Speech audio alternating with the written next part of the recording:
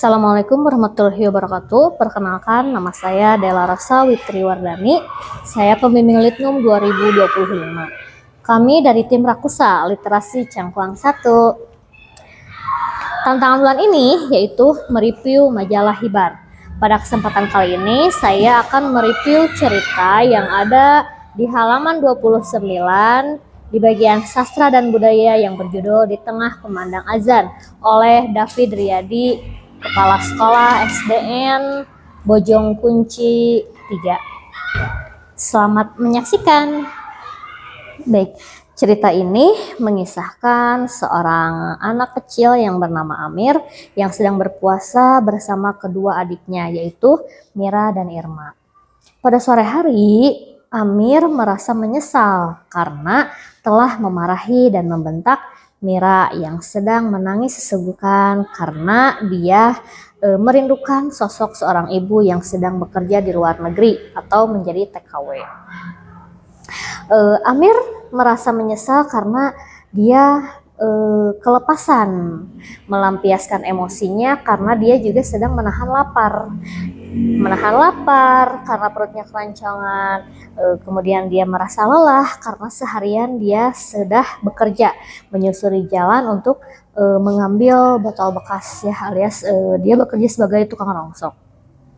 Nah, ketika datang ke rumah melihat adiknya yang menangis sesenggukan seperti itu, akhirnya dia melampiaskan emosinya yang seperti itu, tapi akhirnya dia menyesal juga. Kemudian dia juga harus menyiapkan makan untuk buka puasa. Sebetulnya yang harus menyiapkan makanan itu adiknya yang satu lagi yang bernama Irma. Namun pada saat itu Irma sedang tidak ada di rumahnya. Oke, mereka itu hidup sangat sederhana. Mereka hanya makan nasi dan tempe goreng saja karena memang kedua orang tua mereka tidak ada. Jam menunjukkan waktu 6 kurang 20 yang artinya azan maghrib 15 menit lagi akan berkumandang. Artinya juga dia berpikir bahwa menghangatkan nasi 15 menit itu akan cukup. Sambil menunggu nasinya hangat, Amir ini memotong-motong tempe untuk dia goreng. Ketika sambil menunggu, dia dan adiknya itu termenung. Tiba-tiba datang suara yang sangat ceria, yaitu Irma. Ada Irma datang, kemudian dengan wajah cerianya seketika hilang. Kenapa? Karena Irma melihat kakaknya dan adiknya sedang termenung dan bersedih. Kemudian Irma pun bertanya kepada Mira. Namun pertanyaan Irma tidak dijawab sama sekali, malah Mira bertambah sedih. Akhirnya Irma pun bertanya kepada sang kakak apa yang telah terjadi. Kemudian sang kakak memberitahu bahwa Mira sedang merindukan ibunya itu. Nah, kemudian Irma pun juga berkata, ternyata bukan hanya Mira saja yang merindukan sosok seorang ibu, ternyata dia sendiri juga sama, merasakan hal yang sama. Kemudian dia juga berpikir bahwa kakaknya yang kelihatan tegar, tidak pernah mengekspresikan wajah sedihnya itu, dia juga merasa kakaknya itu benar-benar sama membutuhkan seorang ibu. Nah, mereka ini hidup cuma bertiga di tempat yang sangat kecil, rumah kontrakan berukuran 4x4 meter yang bisa dijadikan mereka tempat makan, bisa dijadikan mereka tempat tidur dan ruang keluarga. Irma pun berkata kepada kakaknya, apakah sang ayah juga menghubunginya ataukah ayahnya pulang? Karena setelah 20 hari ternyata ayah mereka juga tidak pulang. Ayahnya ini bekerja sebagai kuli panggul di pasar induk.